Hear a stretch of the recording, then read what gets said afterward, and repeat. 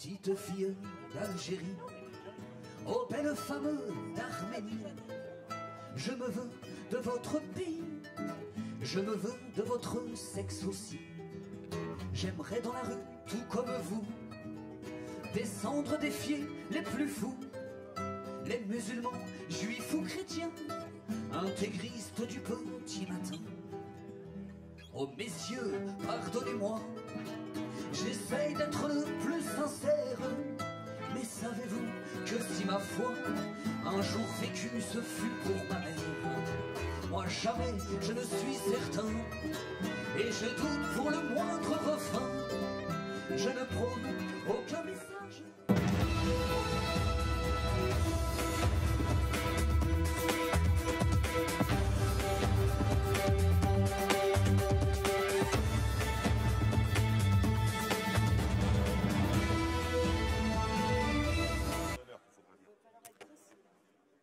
Donc, je demande à nos camarades de s'asseoir le plus rapidement possible. Nous allons reprendre nos travaux et je demande à Catel Corduan d'être au micro 3, elle y est, ça marche. Et se prépare ensuite Catherine Nolot au micro 2. Oui. Vas-y, Catel. On a s'il vous plaît, Catel tout seul, nous avons beaucoup d'interventions. Il est déjà 17h20, donc de la discipline. Alors, je vous rappelle, nous n'acceptons plus d'intervention, on l'a déjà dit avant la pause. Il y a encore des interventions qui arrivent. Désolé pour ceux qui arrivent très tard, ils ne passeront pas aujourd'hui, c'est pas possible, on ne tiendra jamais autrement. Donc je suis désolé pour la frustration que ça peut amener. Mais les camarades, autrement, on serait jusqu'à 21h. Donc, on va faire au moins dans le timing qui nous respecte. Et après, on regardera ce qu'il y a en reste d'intervention. On verra peut-être pour demain matin. Voilà, merci. Donc, Catel, vas-y. S'il vous plaît, silence. 3 minutes. Donc, très rapidement, donc, je tiens à exprimer la position du syndicat du CNFPT sur ce qui vient de se passer. La fédération a invité Sud Collectivité Territoriale au congrès et Sud a mandaté Slim Sidoum, secrétaire général du syndicat Sud du CNFPT. Il était auparavant secrétaire général adjoint du syndicat CGT du CNFPT et élu au CTP avec les voix de la CGT. Il a créé Sud au CNFPT avec l'aide de la direction générale contre la CGT.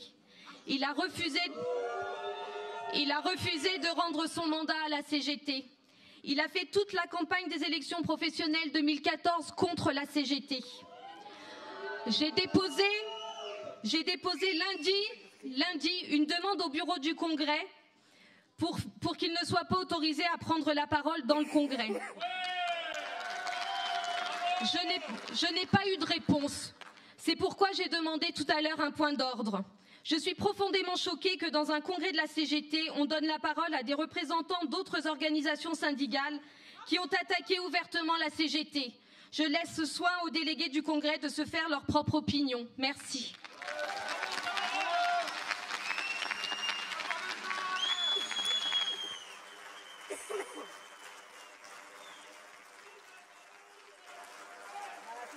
Ouais. Bon.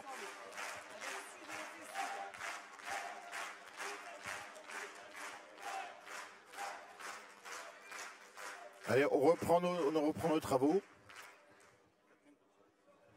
Et Catherine au micro 2. Et se prépare. Non. Se prépare ensuite. Non, non, c'est pas ça. Ah, c'est moi. Vas-y, Catherine. Oui, camarades, malgré ce qui vient d'être dit à l'instant, moi je voudrais intervenir sur ce qui s'est passé tout à l'heure. Parce que je pense que ce qui s'est passé pour moi c'est déplorable. Je pense que nous devons être respectueux des invités et entendre ce qu'ils ont à dire. Même si nous ne sommes pas d'accord avec eux, nous avons le droit de ne pas applaudir. S'il vous plaît, on laisse Catherine parler, s'il vous plaît. Il me semble que ce sont des règles de fraternité, de respect, de tolérance. Nous prenons la démocratie et l'écoute de l'autre, mais les faits nous montrent le contraire. Voilà ce que j'avais à dire.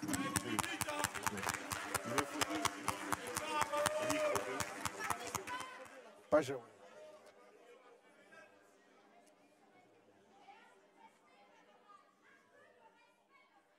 S'il vous plaît, s'il vous plaît. Micro 2. Micro 2. Mais non, putain. Non, elle vient de parler. Donc, Mamèche, micro 2, Mamèche, Fatia. Micro 2. Fatia. Oui.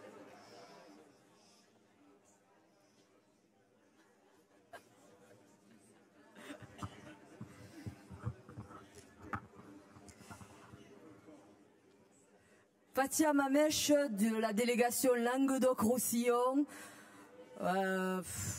département de l'Hérault. Je vais vous parler des... bon, il y a eu beaucoup d'émotions là, donc on va revenir sur les droits syndicaux. Non pas que... Voilà, non je ne vais pas y revenir, ça y est, tout a été dit. La solidarité avec nos camarades de la CGT. Les droits non utilisés sont en partie non utilisés à méconnaissance de leurs droits. Je fais un cafouillage, je ne suis pas habituée.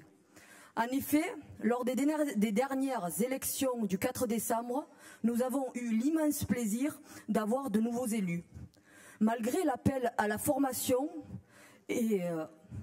nos camarades ont été rapidement appelés sur le terrain avec un manque d'information et, comme je vous l'ai dit, de formation. Les collectivités n'ont pas joué le jeu en leur refusant d'office leur demande de formation pour les CHSCT, alors que c'est obligatoire sur la première période des 6 mois. Et quand elles le faisaient, elles choisissaient leur organisme de formation et ne se dirigeaient jamais ou seulement à la demande, mais étant donné qu'ils étaient dans l'ignorance, ne se dirigeaient pas automatiquement vers les formations agréées par la CGT, que je rappelle à tous, est un organisme, la CGT est un organisme de formation agréé par l'État. Excusez-moi. En deuxième temps, les droits syndicaux ne sont pas utilisés car ils sont refusés systématiquement par l'autorité territoriale. Nos camarades se voient limités dans leurs droits. Ils sont aussi accordés de façon sporadique, obligeant les syndicats à rappeler aux collectivités territoriales les droits de nos élus, de nos mandatés, de nos syndiqués. Et enfin, les droits ne sont pas utilisés car nos camarades sont soumis à une telle pression qu'ils s'accordent à eux-mêmes des pauses syndicales afin de respirer et de se requinquer. Mais malheureusement, nous en perdons en route car ils ont l'impression de ne pas être écoutés. Comme a dit Maryse Dumas lors d'une journée d'études à Montpellier à la Providence, nous... Attendez...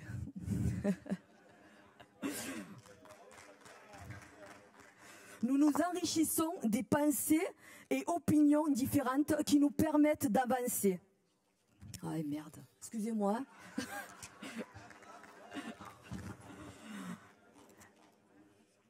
Je crois que j'ai oublié un morceau, mais je suis désolée, c'est la conclusion. Hein. Est-ce que les camarades qui sont en charge des directions, c'est une question, hein, est-ce que les camarades qui sont en charge des directions dans les syndicats laissent la place à tous les militants d'exister? Et enfin, et maintenant, on reprend tout, comme a dit Ahmed, et on lâchera plus jamais rien. Merci Fatia. Alors j'avais pas... Fabien Barrière des Landes. Et se prépare Jawad au micro 2.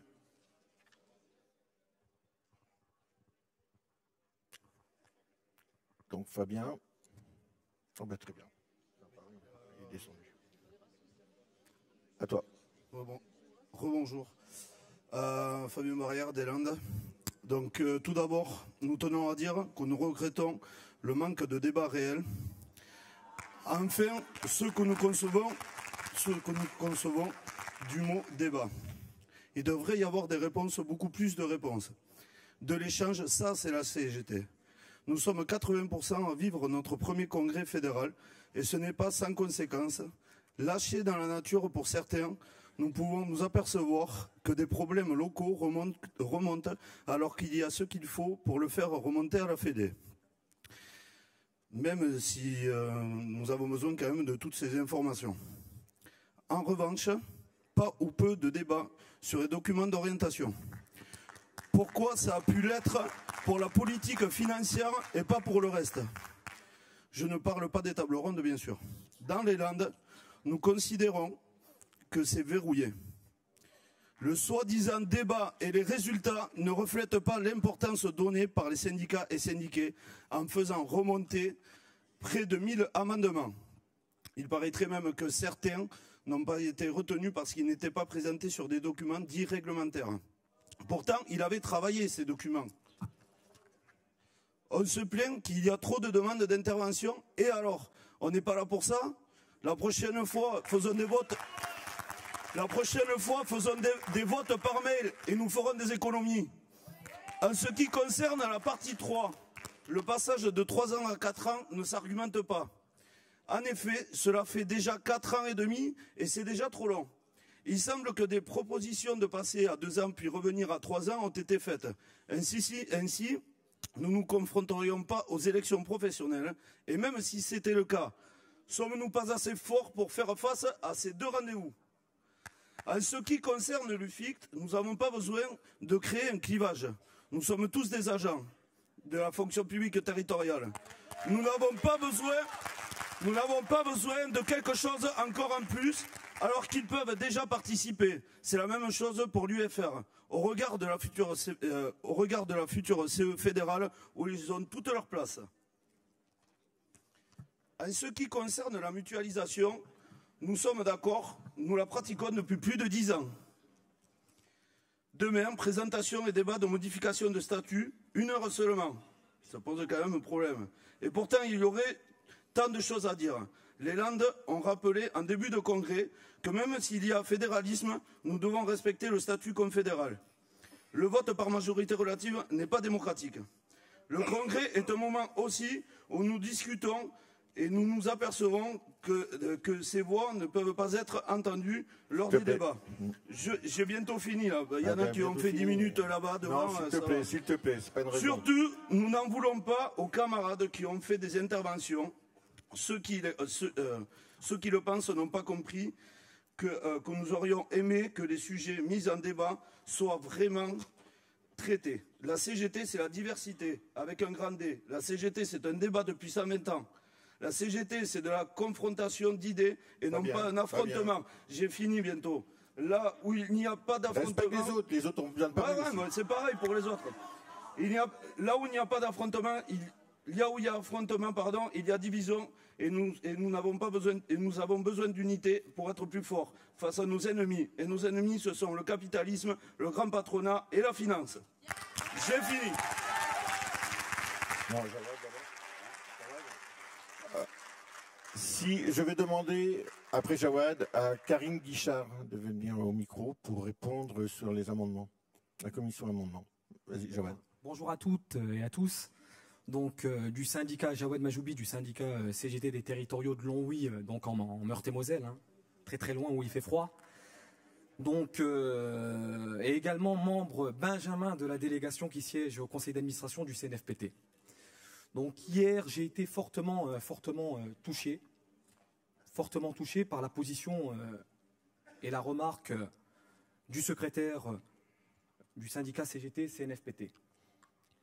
Touché parce que hier, il a déclaré que la délégation qui siège au conseil d'administration du CNFPT ne votait pas sur les valeurs de la CGT. Je trouve ça plus que regrettable. Ce n'est pas pour autant que nous nous sommes élevés, avons crié et quitté la salle.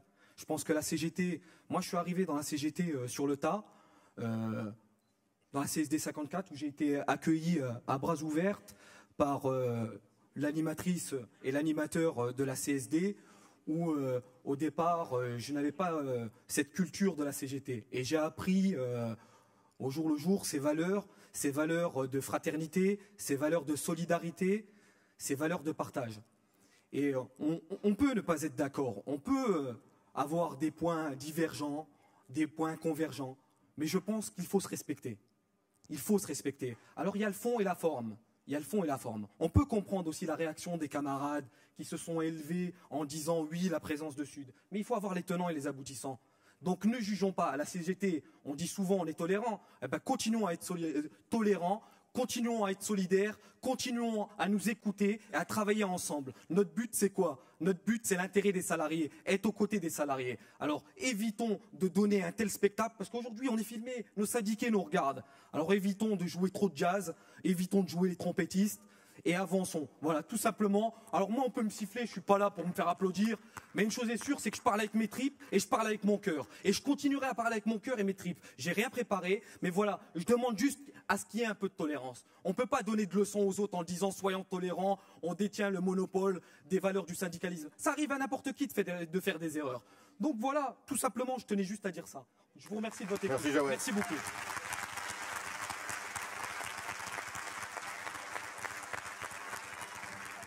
Donc, Karine.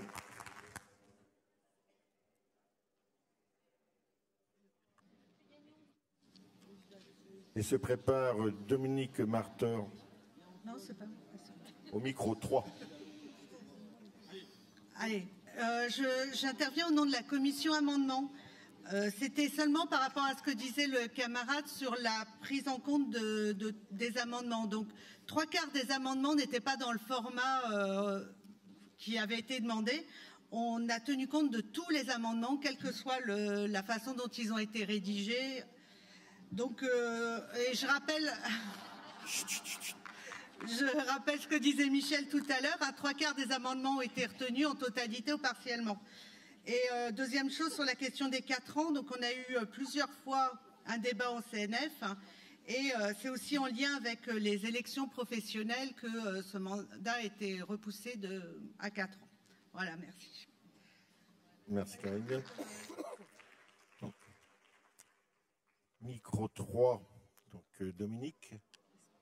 Et se prépare Bachmann Anne.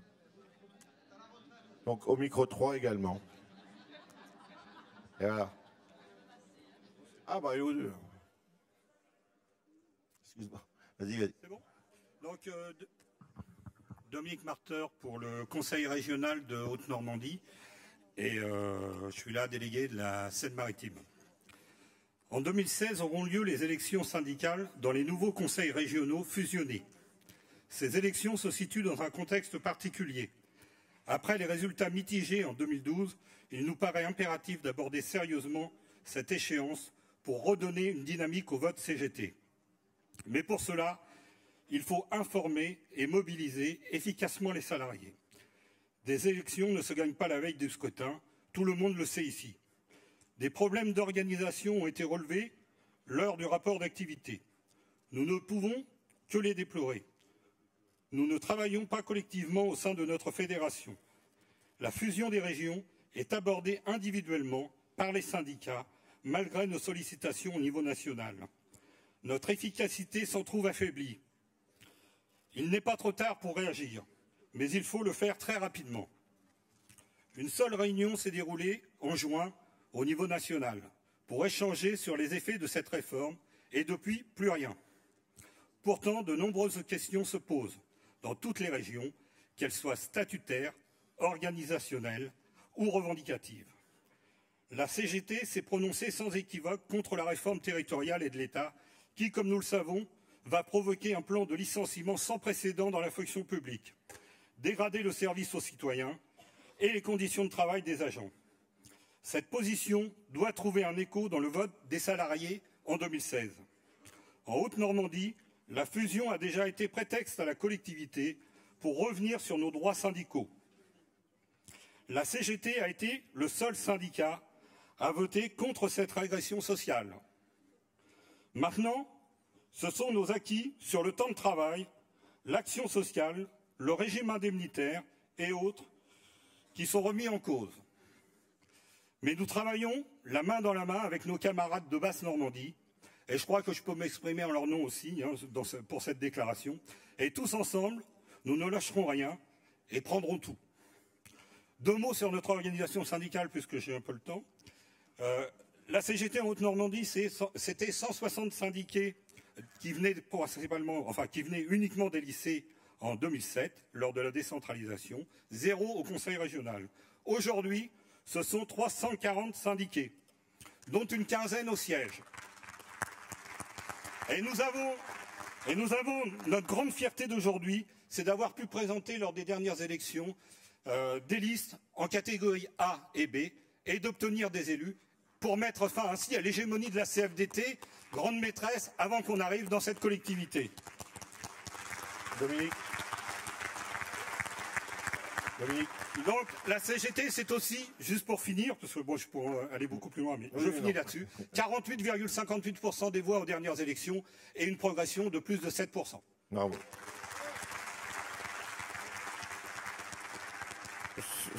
Donc, Anne, micro 3. C'est bon? Bon, bonjour, je suis Anne Bachmann, délégation des Bouches-du-Rhône, syndicat CGT des territoriaux d'Istres. Dans son rôle d'outil pour les syndicats de proximité, il serait intéressant que la FED effectue une étude préalable de dévulgarisation, bon, vous avez compris, des lois souvent très lourdes et compliquées, par exemple la loi NOTRe. En effet, les activités des syndicats et de leurs militants au quotidien ne permettent pas toujours d'étudier correctement ou de bien comprendre les textes en temps voulu. Ceci peut handicaper certains d'entre nous dans nos actions et communications des éléments auprès des syndiqués et des agents, y compris lors de discussions ou de négociations avec la hiérarchie et les élus. Je suis en train de me liquéfier là. Nous proposons... Oh, tu viens me masser.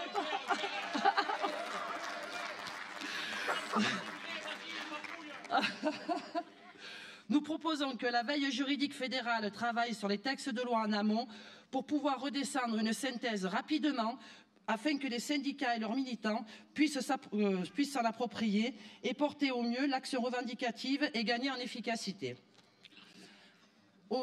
Deuxièmement, au fil des échanges durant ce congrès fort enrichissant et parfois fort décevant, nous avons constaté que des camarades ont élaboré des travaux dans leurs organisations syndicales qui pouvaient servir à d'autres syndicats. Pourquoi ne pas faire remonter ces éléments pour les mettre en convergence dans un pot commun afin que nous puissions tous nous les approprier pour échanger nos expériences, nos savoirs, nos richesses, etc.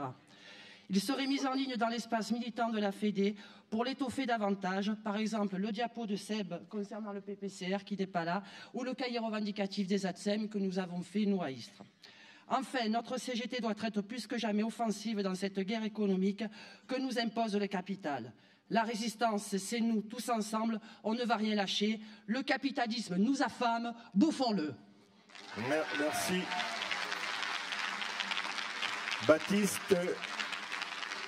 Baptiste au micro 4. Oui, bonjour à toutes celles et tous ceux que je n'ai pas vus. Je voulais dire quelques éléments au Congrès. Je n'avais pas prévu d'intervenir. Il y a 2 ou 3 choses qui me poussent à penser qu'il faut le faire. Ma première réflexion, c'est de quoi avons-nous peur ? Moi, je pense qu'on est la meilleure organisation syndicale. On pense tous ici que c'est la CGT, la meilleure organisation syndicale. Sauf que si tout le monde pensait ça, on ferait 100% des voix aux élections et l'ensemble des agents seraient syndiqués à la CGT. Ça n'est pas le cas. Donc ça veut bien dire qu'à partir de notre conviction que la CGT c'est le meilleur syndicat, on a besoin de pousser le débat, on a besoin de continuer à travailler et on a besoin, y compris, d'être capable de discuter avec des organisations syndicales, y compris des organisations syndicales avec lesquelles on n'est pas d'accord. Je vous le dis, moi je suis quand même chagriné qu'on en arrive y compris à siffler nos camarades de la FSU, avec lesquels effectivement on a eu un désaccord sur la question PPCR, mais avec lesquels depuis des années on travaille très bien sur tout un tas de questions et avec lesquels je pense qu'on va continuer à bien travailler sur tout un tas de questions. Ça c'était la première chose. J'attire vraiment votre attention sur la question du rassemblement et de l'esprit de tolérance. Cet après-midi, il y a non seulement des camarades d'autres organisations qui ont été sifflés, la teneur des débats conduit même à ce qu'on ait pu entendre dans le Congrès des camarades de la CGT se faire siffler par d'autres camarades de la CGT. Ça pose problème. Donc voilà, je pense qu'il faut vraiment qu'on fasse attention à ça. Deuxième élément, je souhaite quand même livrer l'ensemble des éléments concernant la question du syndicat du CNFPT. J'arrive moi à discuter avec les camarades du CNFPT parce que je suis quelqu'un de patient. Voilà, c'est pas toujours simple et voilà, je sais pas si notre camarade Slim, il est parti forcément de gaieté de cœur de la CGT. Et peut-être que dans la CGT, il a été confronté à des pratiques qui l'ont amené à quitter la CGT parce que peut-être que tout n'était pas si simple que ça dans la CGT. Voilà, je pense qu'il faut aussi livrer cet élément au Congrès.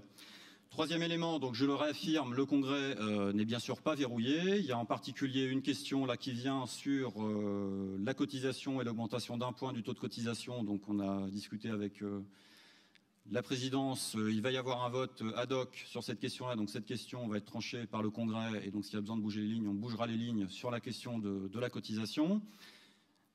Quatrième chose, quand on dit les choses, il faut aller au bout. Sur la question du mandat de 4 ans.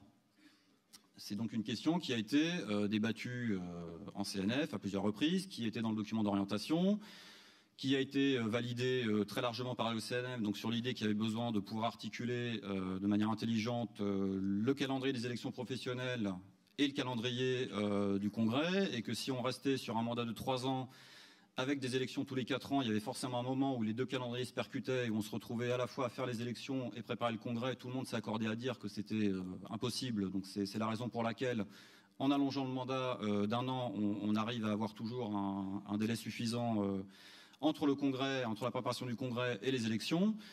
Moi, j'aurais bien voulu que les camarades des Landes aillent jusqu'au bout de leur amendement. Leur amendement, il disait qu'il fallait rester sur un mandat de 3 ans. Il disait même que le précédent mandat, ayant été un mandat de 4 ans, il fallait que le futur mandat, à partir de ce congrès, ne dure que 2 ans. Je souligne que ça permettait accessoirement de faire en sorte que la direction en place, et en particulier le secrétaire général de la fédération et le secrétaire à la politique financière, ne fassent à partir de maintenant plus qu'un mandat de 2 ans. J'ai la faiblesse de penser que ça, c'est peut-être lié à des désaccords qu'on a eus avec un certain nombre de camarades dans la fédération, mais surtout à l'extérieur de la fédération, concernant les positions de la fédération sur un certain nombre d'affaires confédérales liées à des questions financières tout récemment. Voilà, je pense que quand on dit des choses, il faut aller jusqu'au bout. Et moi, je réaffirme quelque chose d'important qui a été dit par notre camarade Yvan Violette au dernier CNF. Les affaires de la fédération, ce sont les camarades de la fédération qui les gèrent. C'est pas des gens, c'est pas des camarades d'autres organisations de la CGT. C'est la fédération qui gère les affaires de la fédération. Voilà, je vous remercie.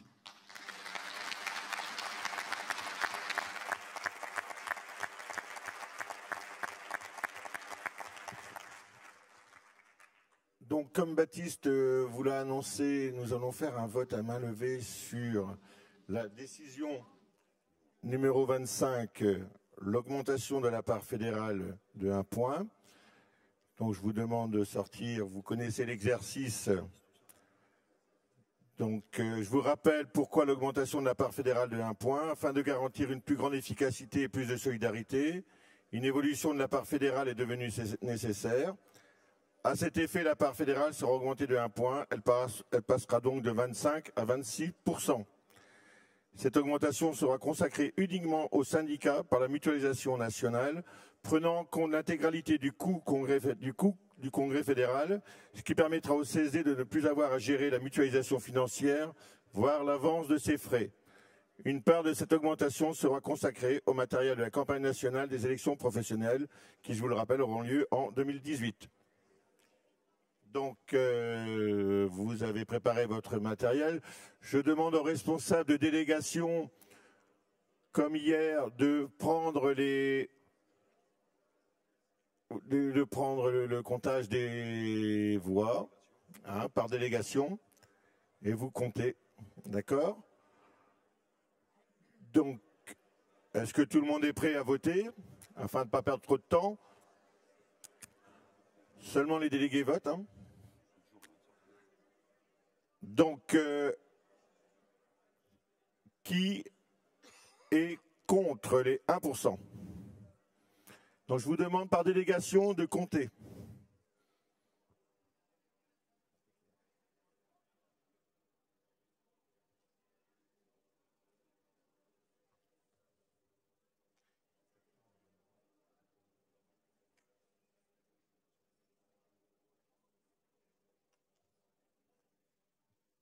Est-ce que c'est bon?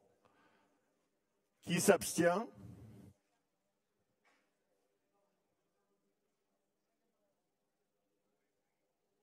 Comptez pour les responsables de délégation. C'est bon? Et qui est pour?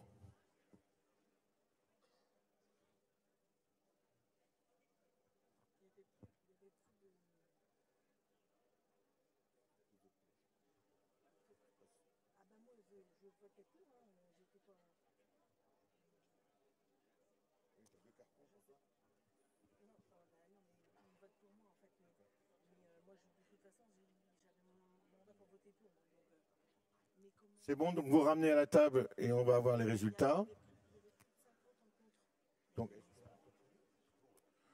Donc on continue les débats.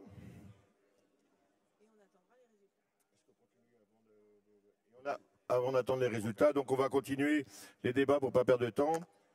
Donc j'appelle au micro 3 de Grutola Sarah, et se prépare Benjamin Goussy au micro 3 également.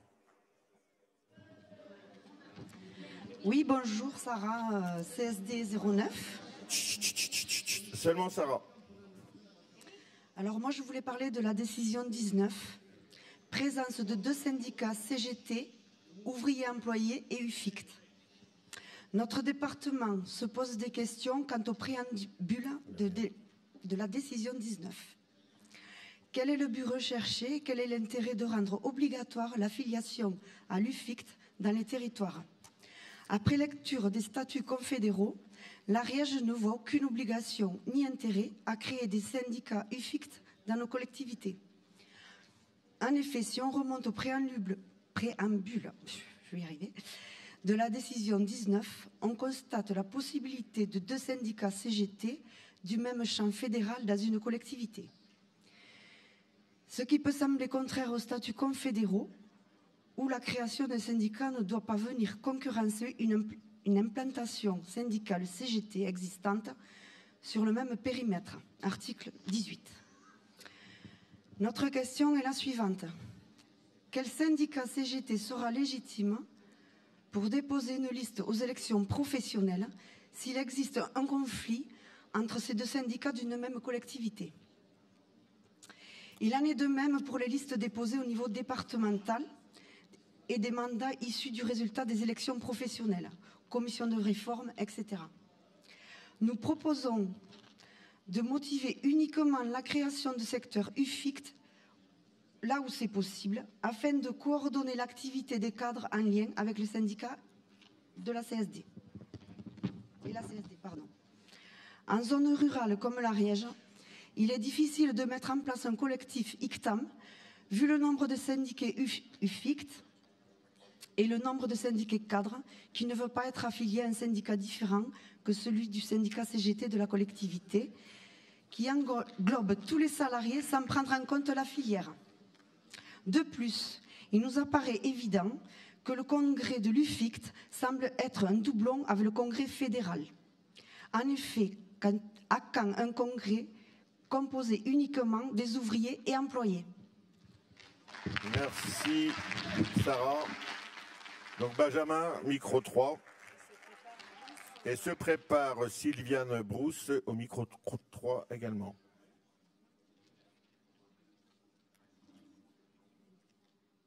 Donc bonjour les camarades, je suis Benjamin, secrétaire général du syndicat CGT du 1065, donc de la délégation Midi-Pyrénées. Nous travaillons en ce moment dans nos pratiques à améliorer notre syndicat afin qu'il soit le plus performant pour être au plus près de nos syndiqués, car c'est ce qui fait la force de notre CGT et une des raisons principales de syndicalisation. Mobiliser les agents, que ce soit les camarades du syndicat, mais surtout les collègues de travail, et agir sur les consciences en instaurant du débat sur tous les sujets et une large démocratie. Ainsi, mon expérience syndicale me fait apparaître 2 piliers majeurs du syndicalisme, la vie syndicale et l'action syndicale. La CGT est reconnue pour son implication sans faille dans l'action syndicale, en témoignent les événements Air France, les Extralib, et les exemples ne manquent pas. Pour cela, notre qualité de vie syndicale doit être la plus pertinente et la plus adaptée aux préconisations de notre fédération par le biais des statuts. En effet, si nous n'avons pas une bonne qualité de vie syndicale, alors on sera moins pertinent sur le revendicatif. J'entends beaucoup de critiques sur notre fédération, mais une expression dit « la critique est facile, la rime l'est moins ». J'invite donc les personnes qui critiquent à participer aux instances de notre fédération. Pour nous aider, la Fédé a mis à notre disposition de nombreux outils et je les en remercie. Ainsi, les syndicats, armés d'une solide et complète caisse à outils, se voient également renforcés par des documents d'aide sur des sujets particuliers. Je voudrais citer les élections professionnelles, le PPCR, la réforme territoriale, etc. etc. Enfin, la bataille des idées n'a jamais été aussi importante qu'aujourd'hui avec la rupture du dialogue social. Les attaques des politiques, qu'elles soient de droite ou de gauche, la frontière pour moi n'existant plus, et surtout la montée du FN et tout le pactage qui va avec, racisme, violence et discrimination. Alors emparons-nous des documents qui nous sont fournis par la Fédé, les livres et divers articles à ce sujet qui d'ailleurs ne manquent pas, et débattons de ces sujets avec les camarades et les collègues. Car le combat commence sur le terrain auprès des syndiqués. Nous avons tous une responsabilité dans cette situation, alors agissons et continuons à agir. Merci à la Fédération de continuer comme elle le fait, à nous aider dans sa contribution pour nous aider. Alors mes camarades, ne soyons pas pessimistes. Retroussons-nous les manches, prenons-nous en main, ainsi que les nombreux outils mis à notre disposition. Et si nous ne les avons pas, demandons-les à la Fédé, ainsi que les CSD, lieux de rassemblement et de convergence, de revendication, et rentrons fort dans la mêlée. Pays de rugby. Je suis fier aujourd'hui d'être parmi vous et fier d'être à la grande CGT. Vive la CGT. Merci Benjamin. Donc, Sylviane. Et se prépare Philippe Garcia, micro 3. Okay. Bonjour mes camarades. Sylviane Brousse des territoriaux d'Aulnay-sous-Bois, déléguée CSD 93. Pensée vers Patricia Sainte-Martine, qui était de la CSD 93. Mon intervention est en lien avec la décision numéro 13, renfort des droits d'intervention via les instances représentatives du personnel. La casse du service public passe aussi par le statut des agents qui le servent. En effet, c'est par ce biais que les employeurs territoriaux effectuent leur plan de licenciement pour réduire drastiquement les effectifs et anéantir le système de carrière. Par exemple, pour le territoire de la Petite Couronne, on observe une augmentation significative des révocations. Les conseils de discipline ont lieu dorénavant toutes les semaines. Avant, c'était tous les mois. Des refus de titus, des retraites d'office, etc. Et pour des motifs souvent des motifs sans objet, comme a pu nous le dire Alain Duroy-Malmaison tout à l'heure. Nous en avons largement débattu hier en mettant en relief la mutualisation comme une force à notre action. Dans ce cadre, il semble nécessaire que la Fédération crée un lien avec les élus et mandatés dans les différentes instances, par le biais des CSD, par un travail régulier via un groupe de travail, un collectif actif. Nous avons besoin de travailler au niveau fédéral à des rencontres régionales et nationales afin d'avoir une cohérence revendicative sur le territoire. Par exemple, sur les critères de promotion interne, chaque centre de gestion a ses propres critères. Et même si on s'appuie sur le mémorandum revendicatif et que des réalités de territoire peuvent différer, il serait nécessaire d'avoir une articulation commune, de plus en considérant les bouleversements que l'organisation territoriale va engendrer. Nous devons réaffirmer les centres de gestion, la gestion collective, défendre l'adhésion de nos collectivités au centre de gestion dans un souci d'égalité de traitement et se battre pour une gestion collective afin d'éviter les dérives d'une gestion locale. Je vous remercie. Merci. Merci Philippe. Donc Philippe, et se prépare Régine Lejeune au micro 1. À toi. Bonjour. Donc, j'ai pas pu intervenir sur les parties 1 et 2, donc je vais pas, malgré mon inscription, je vais tout de même pas demander 6 minutes, mais je vais faire au plus vite. Donc, concernant, pour répondre aux copains parisiens sur l'abrogation de la loi MAPTAM. Alors, on est bien tous d'accord que cette loi, on veut la combattre et essayer de la faire abroger. Néanmoins, il faut prendre en compte l'existant.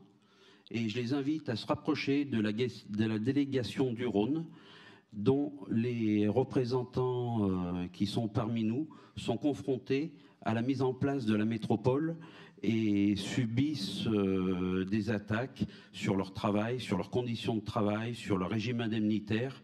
Et effectivement, il y a bien besoin parallèlement d'un travail pour qu'on puisse combattre ce qui est mis en place aujourd'hui. Sur la cohérence de l'outil syndical, il faut qu'on s'attache à avoir une structuration de notre organisation syndicale qui soit proche de la réalité du terrain. C'est-à-dire, par exemple, dans notre département, nous avons effectivement la métropole, mais nous avons également le Nouveau-Rhône. Et il faut que nous prenions en considération cet état de fait et que, comment dire, nous avons 97% des syndiqués qui sont à la métropole, dans 90% des syndicats. Mais à côté de ça, il ne faut pas que nous laissions un désert syndical comme un désert social dans le reste du département. Et le reste du département est amené à travailler avec, par exemple, la Loire, avec Lien. Et il faut qu'on réfléchisse à une structuration syndicale qui permette d'avoir des actions sur ces territoires. La conquête des nouveaux droits syndicaux, ben, c'est un bel enjeu, comme les 32 heures, et ça fait plaisir de repartir à la conquête de nouveaux droits sociaux, de nouveaux droits syndicaux. Après, sur la décision concernant le fonctionnement des CSD, c'est vrai qu'il n'en a pas été beaucoup question. C'est vrai qu'on a parlé des problèmes de mutualisation, mais les problèmes que l'on a évoqués ne résolvent pas grand-chose dans la mesure où on peut dire dans les textes qu'on oblige les syndicats à mutualiser, mais qu'on n'a aucun moyen de contraindre de le faire et que ceux qui veulent pas participer ne le font pas. Voilà. Puis j'avais un dernier point sur l'augmentation de 1% de la cotisation qui a été voté, mais simplement pour dire que c'est dommage que ce 1%, il avait été proposé qu'il y en ait une partie qui revienne pour le fonctionnement des CSD et qu'il ait été enlevé malgré le fait que ça représentait peanuts. Merci. Merci Philippe. Donc Régine,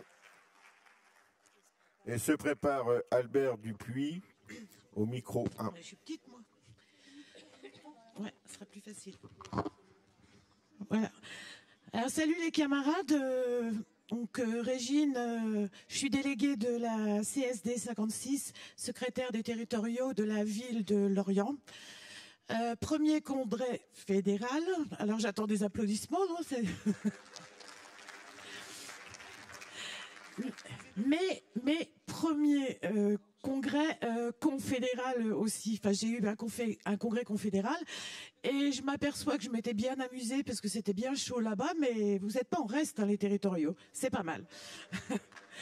Alors, d'abord, je félicite aussi tous les jeunes qui sont là et j'espère qu'ils comprendront qu'à la CGT, on a l'esprit de discussion et de débat d'idées. C'est pour ça que c'est un petit peu chaud, mais que chacun fait son boulot, je pense, dans sa collectivité et il est largement temps.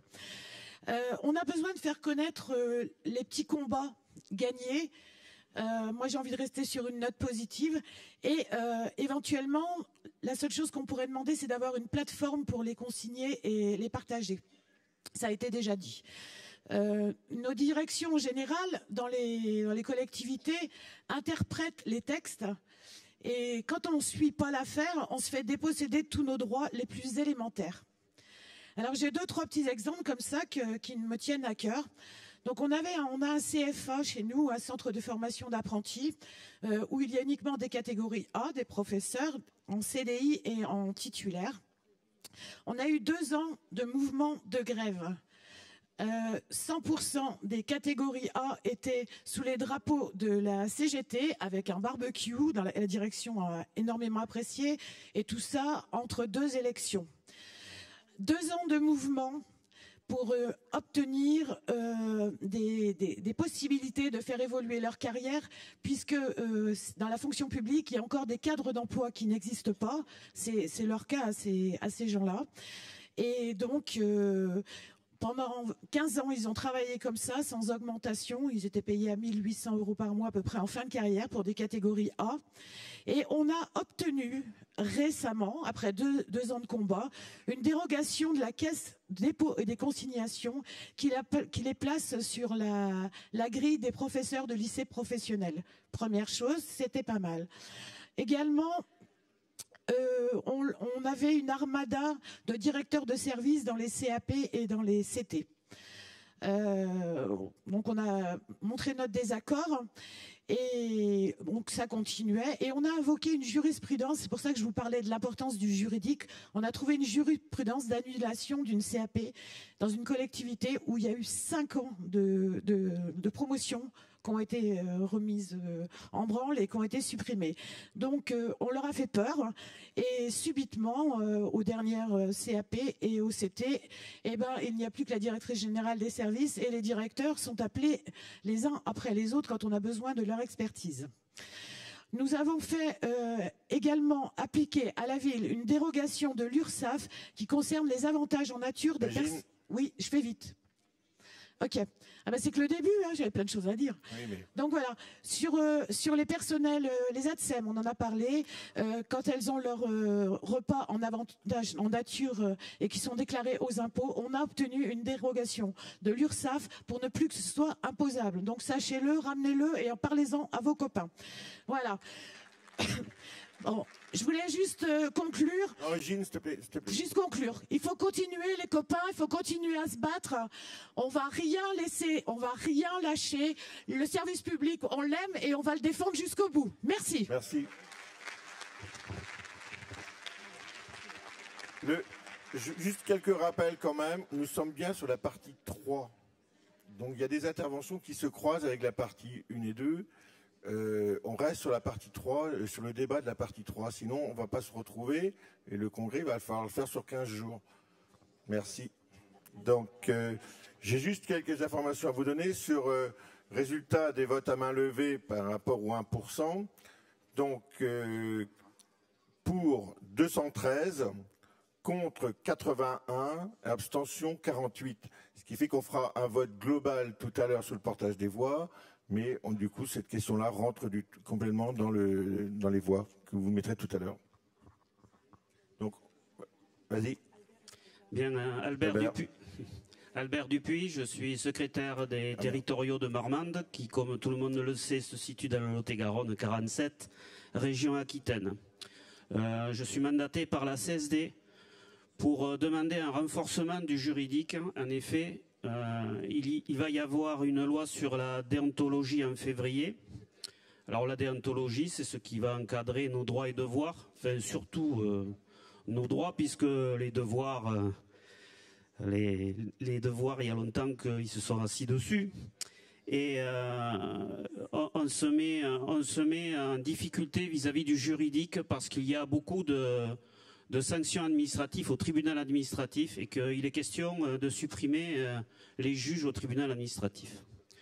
Donc la demande, c'est est-ce qu'il ne pourrait pas y avoir des avocats au niveau juridique qui puissent nous suppléer lorsque les juges ne seront plus au tribunal administratif.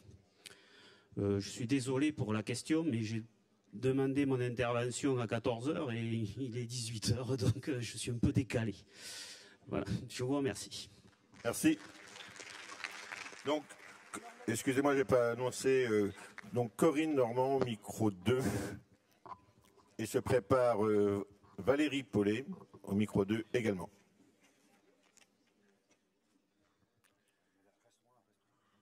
Tu as... Bon, bah écoute, au micro 1, alors. Excuse-moi, mais je suis plus près du micro 1 que du micro 2. Ah bah c'est très bien. Ça ne dérange pas. Donc je vais être aussi un petit peu décalée, je suis désolée, mais je suis l'animatrice du groupe de travail social, et je vais intervenir parce que j'ai entendu plein de camarades qui étaient assistantes sociales. Alors je vais quand même dire que travail social, c'est 14 diplômes, donc 14 qualifications. Et ça ne correspond pas qu'uniquement au niveau 3 actuel, mais qu'on demande à être au niveau 2, et que ça correspond donc du niveau 5 au niveau 1. Après, je voudrais répondre à une question que j'ai entendue sur concours sur titre. Je vais rappeler quand même les revendications et renvoyer au mémorandum. Mais on passe pas le concours, on passe pas notre diplôme quand on passe le concours sur titre, mais on passe bien le concours pour devenir fonctionnaire. Et le titre, c'est parce que nous sommes des professions réglementées et que ces professions réglementées, elles ont bien un titre qui est les différents diplômes que je viens de citer, qui vont du niveau 5 au niveau 1. Donc nous avons des enjeux de reconnaissance aujourd'hui, qui se traduisent en termes de qualifications qui ne sont pas reconnues. Et on va revenir sur l'égalité professionnelle, puisque nos professions sont bien évidemment des professions extrêmement féminines et nous devons être reconnus à des valeurs que l'on demande, et je vous renvoie sur les textes qui paraissent depuis 2010. Nous avons aussi des besoins de reconnaissance en termes de salaire, parce que nous ne pouvons pas uniquement être reconnus que sur des qualifications. Et nos qualifications aujourd'hui devraient être reconnues. Je rappelle PPCR que nous avons fortement dit à la CGT que nous sommes contre, et nous sommes contre parce que ça devait pour ces métiers-là être une reconnaissance après les élections présidentielles, donc avec une incertitude très très importante, et c'est une des raisons pour lesquelles le collectif médico-social s'est prononcé aussi contre cet accord qui n'est pas un accord mais bien une imposition. On est aussi pour les assistantes familiales volontairement sur la précarité, et je sais que je vais être un peu longue, mais désolée. Non, parce qu'on n'est plus dans la partie 3. On n'est pas dans la partie 3, Corinne. Mais nous devons aussi fédérer. C'est compliqué, ça. Fédérer, et là, on est bien sur de l'outil. La fédération, elle doit fédérer les luttes à la fois nationales, mais aussi les luttes locales. Et nous avons besoin de renforcer le collectif, qui est un outil de la fédération, et nous avons donc besoin de fédérer. Et donc je propose que nous nous retrouvions à la fin des travaux devant le pôle accueil que nous avons à l'entrée, et que l'on puisse se connaître toutes et toutes. Très bien, Corinne. J'irai, je suis travailleur social aussi. Hein. Donc on est deux à la table à être travailleur social. Donc Valérie, au micro 2, sur la résolution numéro 3. Et se prépare Dominique Roy, au micro 2. À toi, Valérie. Je peux y aller. Donc Valérie Paulet, CE fédérale sortante et CFR Aquitaine. Donc comme vous savez, donc il y a la réforme territoriale, plusieurs camarades en ont parlé, donc notamment la fusion des régions va chambouler nos territoires. Donc Baptiste l'a dit dans son rapport introductif, nous avons besoin aujourd'hui de réfléchir sur nos difficultés de conflits internes et sur le fonctionnement de nos syndicats. Donc faisons-le, et sans tabou. La réflexion ne peut pas se faire qu'au niveau des comités régionaux. Aujourd'hui, un groupe de travail est mandaté par le CCN pour réfléchir sur l'évolution de l'outil. Je tourne.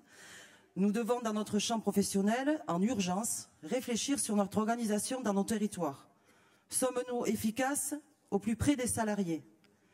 Même si notre fédération a été précurseuse avec la mise en place des CSD en 95, et par la suite les CFR, il est urgent et indispensable de réfléchir sur notre efficacité au regard de l'évolution de nos territoires et du salariat. Les évolutions institutionnelles en cours ne doivent pas nous conduire obligatoirement à calquer à l'identique notre outil syndical. Quelles que soient les évolutions engagées, il ne faut pas perdre de vue notre syndicalisme de proximité. Donc vous avez bien compris qu'effectivement, ce que on a pu entendre un peu aujourd'hui, et ce qu'on entend depuis hier, sur... je ne partage pas l'idée que, par exemple, sur les CFR, on puisse avoir qu'une CFR pour, par exemple, ma région, pour 3 régions. Moi, je crois qu'il faut qu'on se pose la question à l'envers, c'est partir des besoins des syndiqués et des salariés, et c'est eux qui nous diront de quels outils ils auront besoin. Donc les structures, je voulais dire aussi que les structures et les outils n'appartiennent pas aux dirigeants, mais bel et bien aux syndiqués.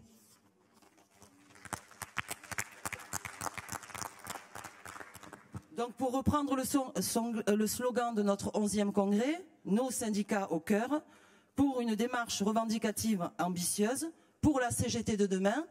On a plein de jeunes, donc profitons-en et laissez-leur la place. Je partage l'idée de ma camarade de Gironde, de leur dire qu'il faut leur laisser totalement la place et surtout entendre ce qu'ils ont à dire, et ils ont plein de choses à dire. Et tout cela, tous ensemble, profession, territoire, voilà, et vive la CGT. Merci Valérie. Dominique.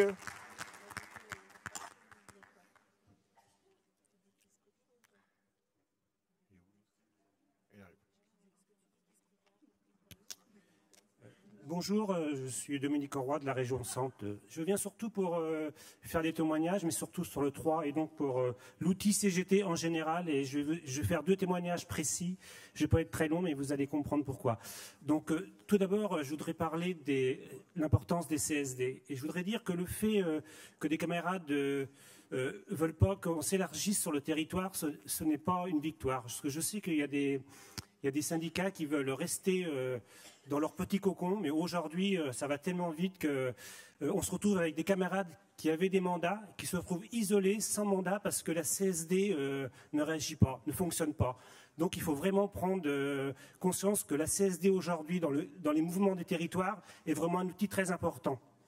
Donc c'était mon intervention sur la CSD. J'ai fait une intervention sur les régions.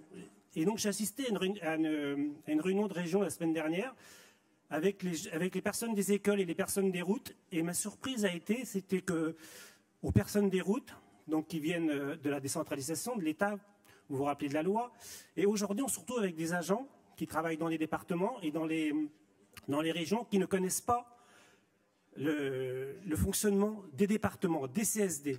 Et la raison est simple, c'est qu'au niveau du syndicat, des syndicats des routes, vous savez, ça venait de l'État, et donc il y a des retentions d'informations, et donc on se retrouve même avec des CTP, avec 2 syndicats CGT qui votent différemment. Je vous explique le dégât. Voilà, donc ça c'était mon intervention négative. Je vais faire une intervention positive, qui aurait pu être négative au départ, mais qui est très positive. Et je voudrais parler des réseaux. Moi je suis à la mairie de Tours, il nous est arrivé un énorme problème en 2012. J'en suis un peu la cause, c'est-à-dire qu'on était atteint par l'amiante, et donc maladie, mon cancer et compagnie, et donc on était complètement démunis. On a téléphoné à la fédération pour dire on fait quoi, et les copains de la fédération nous ont orientés sur des copains de Montpellier, retraités, donc je remercie les retraités, et qu'ils ont été un support important par rapport à nous, et donc ils sont montés à Tours, les retraités, ils nous ont expliqué comment fonctionnait pour les reconnaissances professionnelles, ils sont investis, et donc l'importance des réseaux, parce qu'on parle beaucoup des CSD, ça, et au point de vue de l'amiante, il y a aussi l'interpro, c'est très important, et moi bon, j'étais l'un des malades, d'ailleurs je remercie surtout les copains de Montpellier de m'avoir soutenu dans mon combat. Voilà, j'ai remboursé il n'y a pas très longtemps, et je remercie en général tous les copains de la CGT qui m'ont soutenu. Voilà. Mais moi, j'en fais une conclusion aujourd'hui, c'est qu'il faut vraiment que l'Interpro fonctionne, parce que nous, dans notre petite branche de l'amiante, on fonctionne en Interpro via des associations, et on gagne beaucoup. On gagne des jugements grâce à ça, voilà. Et donc moi je suis vraiment pour le tous ensemble, mais vraiment le tous ensemble, parce qu'on va gagner tous ensemble. Et je remercie les collègues qui m'ont soutenu dans mon combat. Merci beaucoup. Merci Dominique. Donc j'avais oublié d'appeler, se préparer, Christian Rouanet au micro 2. Et se prépare Adrien Le Guern. Ça c'est facile pour moi, hein, je suis breton. Au micro 2 également.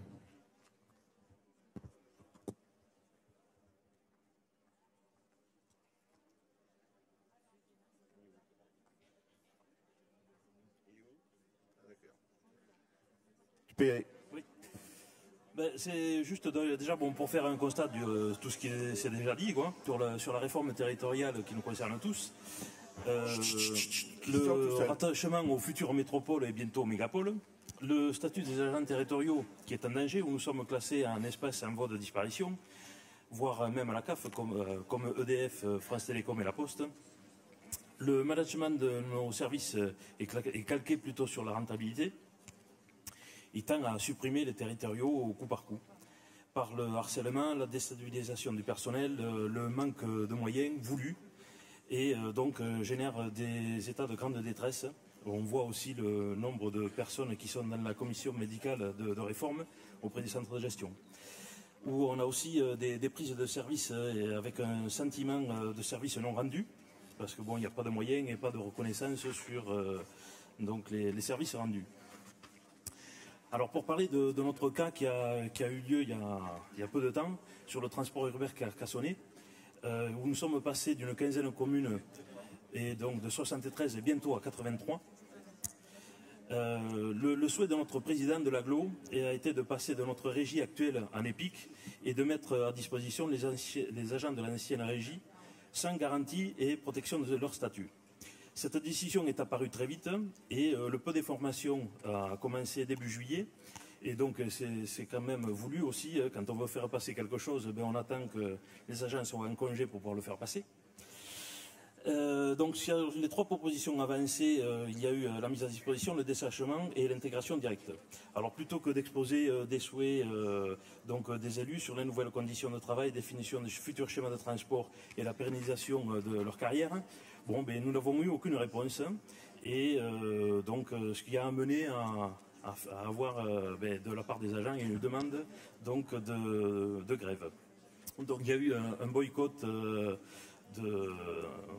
du comité technique. 2 jours de grève s'en sont suivis. Une première puisque donc depuis 35 ans il n'y avait jamais eu de grève.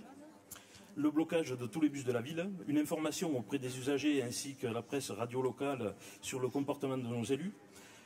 Et suite à l'envahissement des bureaux du président, du chef de cabinet DGS, notre président est revenu sur ses positions et une nouvelle convention est apparue, avec une pérennisation des carrières des agents au-delà donc des textes, une cessation de mise à disposition uniquement à la volonté de l'agent. Pour les agents qui ne souhaitent pas intégrer ce fameux EPIC, il y aura des formations et une passerelle plus libre pour ce qui est de la filière technique à la filière administrative. Et donc tout ceci n'aurait pas eu lieu sans que les agents soient présents, sachant que sur 49 chauffeurs titulaires, il y a eu 43 services, 43 grévistes. Et on dit merci donc à notre coordinateur Sud-Mer-la-Voix qui est Jean-Pierre Roussaille, à l'UL avec l'implication de la secrétaire Aude, à Freddy pour l'intendance, merci à la CGT de l'Aude pour son soutien. Mais on reste quand même sur nos gardes. Merci Christian. Adrien, et se prépare Nicolas Sanson au micro 2. Alors, à Audrenne-le-Gouerne, CSD 63. Bonsoir à toutes et à tous. Je me fais le porte-parole du Puy-de-Dôme et du Cantal avec le soutien de la région Auvergne concernant la décision 21 qui stipule, et je cite, de mener la bataille revendicative pour de nouveaux droits, le respect des libertés syndicales et la défense de nos militantes. Droits syndicaux bafoués, article 17 et heures d'info mensuelles. Il nous semble qu'il faudrait que le Congrès réaffirme haut et fort son exigence de voir limiter, voire même supprimer le veto que nous opposent les employeurs au nom des nécessités de service. En effet, l'action syndicale des militantes est souvent entravée par ce motif, nos employeurs utilisant à tort et à travers l'obligation de maintien du service public et de façon déraisonnée. Cette entrave est d'autant plus pénalisante lorsqu'elle vise les camarades élus dans nos instances, CT, CHCT, CAP et autres, qui, de ce fait, ne peuvent honorer dans de bonnes conditions les mandats que les agents leur ont confiés. Siéger dans ces instances, ça mérite un vrai travail de préparation et c'est souvent contre ces préparations que se dressent ces obstacles. C'est la démocratie dans les collectivités qui est ici quotidiennement remise en cause. Agissons, merci de votre attention. Ok. Alors, au vu de l'heure et au regard de certains agendas,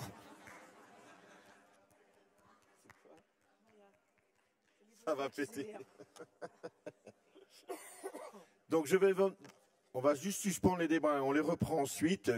Mais Philippe Coadé, qui doit intervenir pour l'Institut d'histoire sociale de la Fédération, je lui demande de venir au pupitre, nous faire part, et on reprendra les débats après. C'était prévu à 18h15, et comme Philippe doit reprendre son train ce soir, donc du coup...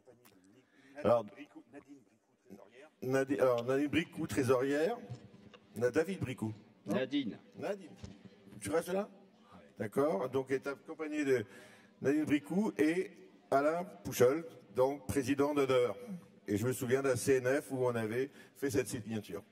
Vas-y, Philippe. Je vais les présenter. C'est eux qui ont leur train, qui doivent repartir. Moi, je reste encore un peu avec vous. Nadine Bricou est toujours en activité à la mairie de Pierrefitte-sur-Seine en Seine-Saint-Denis. Donc, vous voyez que l'histoire sociale, c'est pas forcément une histoire de retraités. Nadine a été secrétaire fédérale de 1995 à 2005 et elle est aujourd'hui trésorière de notre IHS.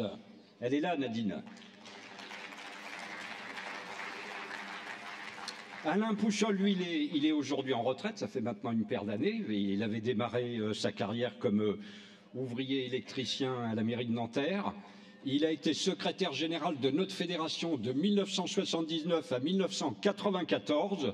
Il est aujourd'hui président d'honneur de notre Institut d'histoire sociale.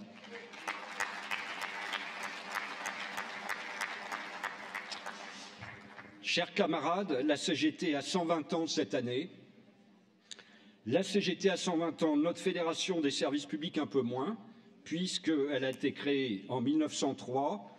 Elle a donc cette année 112 ans, mais son histoire, c'est d'abord et toujours celle des syndicats CGT, des employés communaux et départementaux et des travailleurs des services publics locaux. Comme le dit la banderole, nos syndicats au cœur. Ainsi, par exemple, sont antérieurs à la création de la fédération et même de la confédération, le syndicat des communaux de Lyon, le syndicat des municipaux de la ville de Paris. Et savez-vous, par exemple, que le camarade Maurice Copignot, né le 15 novembre 1868, employé de la ville de Paris, militant du syndicat des travailleurs municipaux, participe au 2e congrès confédéral de la CGT en 1896. Il y est élu trésorier, puis il devient secrétaire général de la CGT jusqu'en 1900. Il poursuit son activité syndicale en participant à la création de la Fédération des employés municipaux et départementaux en 1903, ainsi qu'à celle des services publics, dont il aura été le secrétaire général de 1919 à 1921. Ça tournait vite à cette époque, hein. Nous accueillons dans le hall du congrès, avec le concours de l'IHS de la Vienne, une partie de l'expo des 120 ans de la CGT, mais j'attire votre attention sur le fait qu'il y a aussi dans le hall une exposition réalisée par le syndicat des communaux de Lyon, dont je viens de vous dire à l'instant que c'est un des plus anciens de la fédération, exposition qui a été réalisée en coopération avec le service des archives de la ville de Lyon. Dans les initiatives liées aux 120 ans de notre CGT, il y a aussi la sortie d'un livre sur l'histoire de la CGT. On vous a remis, quand vous êtes revenu de la pause, un petit bon de commande. Je vais vous dire 2 mots de ce livre, qui est évidemment à l'initiative de l'Institut d'histoire sociale confédérale. 9 auteurs, historiens, observateurs du mouvement social. Il retrace de façon chronologique, mais de façon très populaire, très abordable à la lecture, les principaux épisodes de l'histoire de la CGT de 1895 jusqu'à nos jours. L'ensemble de ces textes sont évidemment enrichis de photographies d'archives, d'iconographie exceptionnelle. Ça forme un livre de référence indispensable à tout militant qui désire connaître le passé de son syndicat pour mieux inventer les engagements d'aujourd'hui et de demain.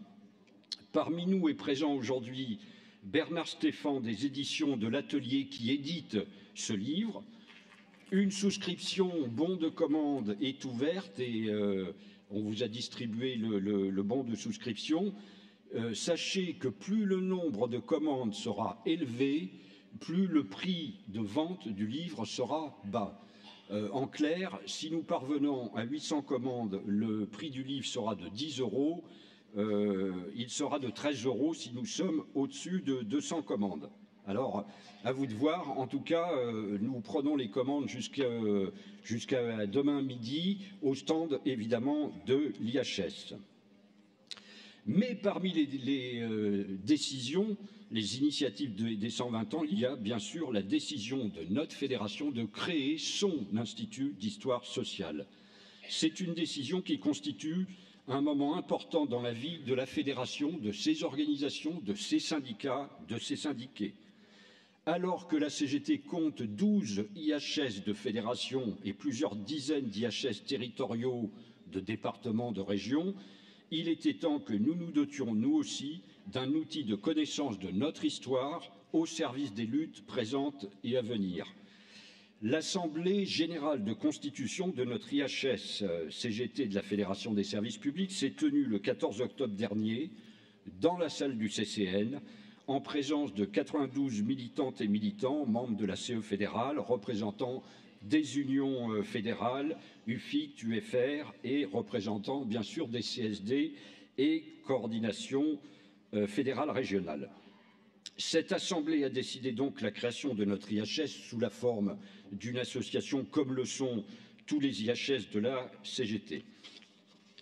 L'Assemblée a élu un conseil d'administration de 9 membres, parmi lesquels, excusez du peu, 2 anciens secrétaires généraux de la Fédération. Je viens de vous parler d'Alain Pouchol, mais il y a aussi Vincent Debert. Et puis, excusez du peu toujours, 2 anciens secrétaires généraux de notre IFICT, Pierre Legois et Ronan Lapierre, qui, lui, est toujours en activité. L'Assemblée a constitué le bureau de l'association, moi-même comme président, Pierre Legois comme secrétaire et Nadine, je vous l'ai dit à l'instant, comme trésorière. Puis ont été discutés et adoptés les statuts et le montant des cotisations de l'association. Nous installerons par la suite un conseil scientifique composé d'historiens, d'universitaires et de professionnels, notamment des archives. Et dans ce conseil scientifique, nous avons déjà l'accord de Sophie Béroux, que vous avez pu entendre durant ce congrès, pour participer à nos travaux. Quelques mots sur nos premiers projets pour l'année 2016. Comme vous le savez, ce sera l'année du 80e anniversaire du Front populaire et l'année du 70e anniversaire de la création du statut général des fonctionnaires. Nous allons donc mener 2 initiatives pour célébrer ces 2 anniversaires. Le congrès d'unité des services publics, qui a préfiguré et même servi de matrice à la réunification syndicale de mars 1936 au congrès de Toulouse. En 1934, alors que le fascisme monte partout en Europe, sur le plan politique, le processus unitaire marque le pas. Les socialistes et les radicaux rejettent la proposition de création d'un front populaire. Dans le champ syndical, les syndiqués CGT confédérés des services publics adoptent en congrès à Nice, le 14 septembre 1934, une résolution qui propose la fusion des fédérations et des unions départementales et la réunion d'un congrès de fusion sur la base du respect de l'indépendance du syndicalisme. Et le congrès, ce congrès de la Fédération des services publics confédérés, reçoit une délégation de la Fédération unitaire des services publics conduite par son secrétaire général Marcel Paul. Le Conseil national de la Fédération, réuni le 2 décembre, peaufine le texte de la résolution et le propose à la discussion de toutes les organisations. La commission exécutive de la CGTU adopte ce texte le 14 décembre et propose à la CGT confédérée la constitution de la commission mixte prévue dans ce texte, dans le texte de la résolution des services publics. C'est le prélude à la réunification syndicale. Vous voyez que c'est une partie de notre histoire, de notre fédération assez peu connue et qui a été extrêmement importante pour le mouvement syndical, pour la CGT, dans ces années du Front populaire. Deuxième sujet, la lutte des 80 de la Seine-sur-Mer, c'est moins vieux, c'était à la fin des années 80, au début des années 90. En décembre 87, le maire de la Seine-sur-Mer, dans le Var, décide de privatiser les services de l'eau, des ordures ménagères et du nettoiement et licencie purement et simplement 81 employés communaux. La lutte va durer plusieurs années. Elle va donner lieu le 25 janvier 89 à l'une des plus importantes manifestations nationales jamais organisées par les syndicats CGT des services publics avec leur fédération. Une centaine de milliers de territoriaux vont converger de toute la France à Nice, où se tient la séance du tribunal administratif qui va donner raison à la CGT, Le maire va s'entêter jusqu'à acculer à la faillite le centre de gestion qui doit assumer financièrement les mises à disposition des fonctionnaires licenciés. La bataille va donc continuer. Il faudra un nouvel arrêt du Conseil d'État en mars 91 pour une solution commence à se dessiner pour les 81. Cette lutte est emblématique de la lutte des fonctionnaires territoriaux pour le statut et c'est une lutte qui a beaucoup contribué à fédérer les fonctionnaires territoriaux dans tout le pays. C'est une lutte qui a donc valeur pédagogique pour les militants aujourd'hui car tout y est. Privatisation, séparation du grade et de l'emploi, rôle des centres de gestion, etc., etc. Notre IHS éditera une brochure consacrée à cette lutte et l'actualité de ces enjeux. Et puis, il y a d'autres projets, mais pour ne pas être trop long, on en parlera plus tard. Pourquoi adhérer à l'IHS et qui peut y adhérer ? Évidemment, pour les militants qui sont aujourd'hui surchargés de tâches pour défendre les collègues, résister aux mauvais coups, organiser l'action, conduire les négociations quand il y a des négociations possibles et tant d'autres choses encore, pourquoi aller s'encombrer en plus l'esprit avec l'histoire ? Je résumerai l'intérêt de l'IHS et du travail sur notre histoire sociale et syndicale en une phrase. Pour savoir où l'on va, mieux vaut savoir d'où l'on vient. Il est vrai que l'histoire sociale a des pages glorieuses, mais elle a aussi des parts d'ombre. Vous connaissez la fameuse phrase « l'histoire ne se répète pas, elle bégaye ». Eh bien, pour ne pas répéter ou bégayer les erreurs du passé, mieux vaut les connaître et les comprendre. Ainsi, ce travail sur la mémoire, sur l'histoire a d'abord pour objectif d'éclairer les luttes d'aujourd'hui et de demain. Il a pour objectif de donner aux militantes et aux militants, aux syndicats, des outils et je dirais même des armes supplémentaires pour leur combat présent. C'est d'ailleurs la raison pour laquelle nous avons intitulé la revue que nous éditerons « Mémoire d'avenir ».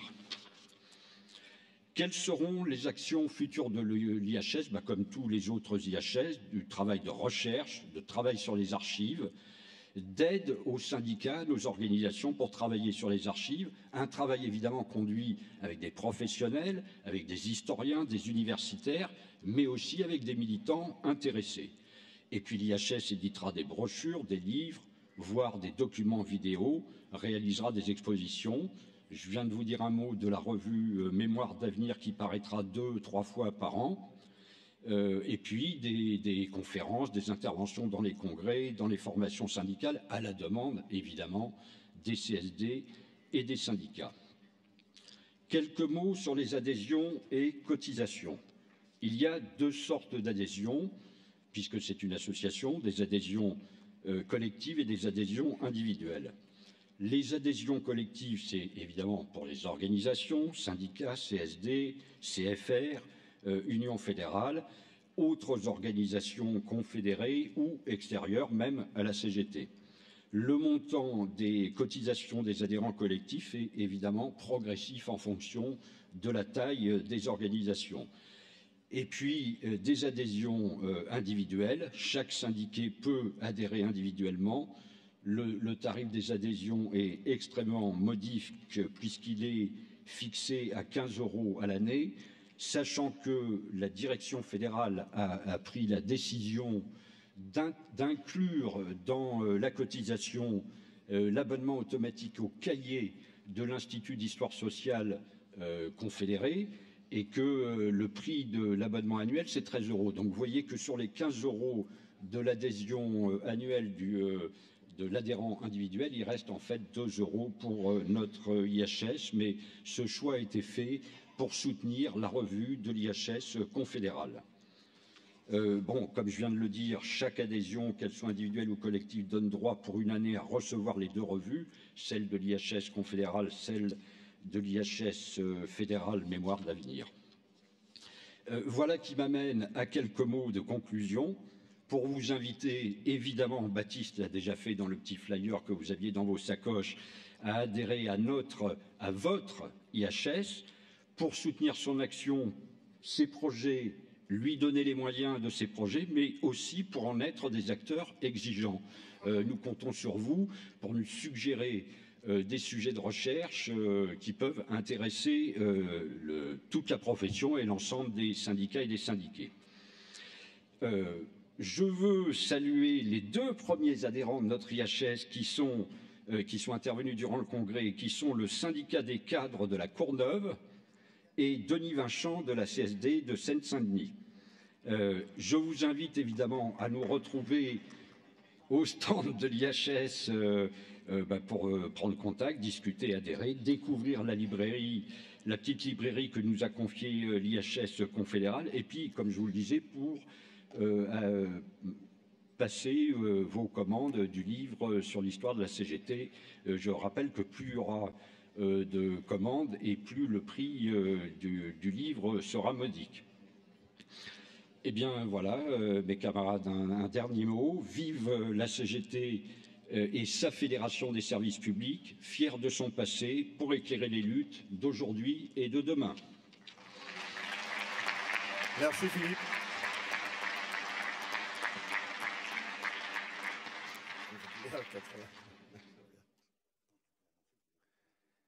Donc, il a été trouvé un portable, voilà, je ne sais pas qui, et qui est à l'accueil.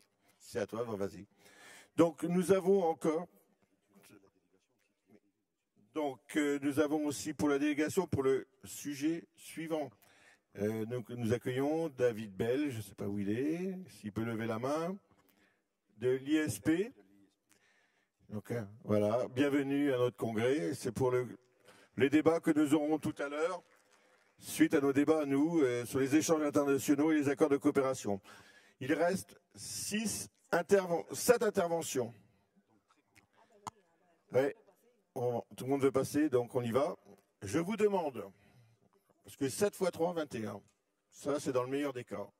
Si vous pouvez réduire vos interventions, plus vite on aura fini nos débats sur cette partie 3. Merci, il en restera quand même encore 4 demain, mais là ils sont arrivés tellement tard qu'on du coup on y verra demain. Merci. Alors que j'appelle Nicolas Sanson au micro 2 et se prépare Thomas Bru pour sa délégation. Ah non, un seul parce que plus sa délégation non, mais au micro 2 également. Donc Nicolas. Bon, salut les camarades. Je vais revenir sur l'idée qu'il n'y a pas eu de débat, moi, depuis 3 jours. Un débat, c'est un échange d'idées. C'est-à-dire qu'il y a des questions, il y a aussi des réponses. Moi, ce que je regrette, c'est que sur scène, il n'y a pas eu des camarades qui ont élaboré le document d'orientation et qui ont répondu aux questions. Des questions pertinentes, pourtant. Et ça, c'est un manque. Moi, c'est mon premier congrès. Honnêtement, ça sera sûrement le dernier. Parce que ça fait 3 jours que je m'emmerde. J'ai entendu plein d'histoires, des combats. Je suis d'accord avec vous, c'est chouette. Mais il y avait plein de questions à élucider. Il y a plein de trucs à voir. Et là, depuis 3 jours, on s'écoute. On n'a pas de réponse. Donc moi, quand je vais rentrer, qu'est-ce que je vais dire à mes syndiqués? Voilà, je leur dis quoi? Qu'est-ce qu'on a eu comme réponse? Rien du tout. Je sais pas, par rapport à tout le nombre de tous les amendements, on aurait pu faire des commissions, il y a des grandes salles, travailler dessus, revenir, en débattre et voter. Je sais pas, c'est une idée à avoir pour le prochain congrès. Je vous dis, moi, je serai peut-être pas là. Bon courage à tous les camarades. Merci. Thomas. Alors, je retourne avec la délégation. C'était prévu qu'on fasse en délégation, parce que je suis porte-parole de la délégation de Seine-Maritime. Donc, la délégation Seine-Marine se prépare, juste revenir. Il se prépare Cathy Drezen au micro 1. Donc, la délégation de Seine-Maritime souhaite revenir sur différents points qui lui semblent nécessiter une réflexion du Congrès. Et ces points portent sur, alors, premièrement, le vote par parti qui a lieu et qui interpelle quant au réel débat démocratique que ces journées doivent permettre. Nous pensons qu'un vote par décision aurait permis un positionnement plus juste et plus respectueux des avis des syndicats dont nous portons les voix.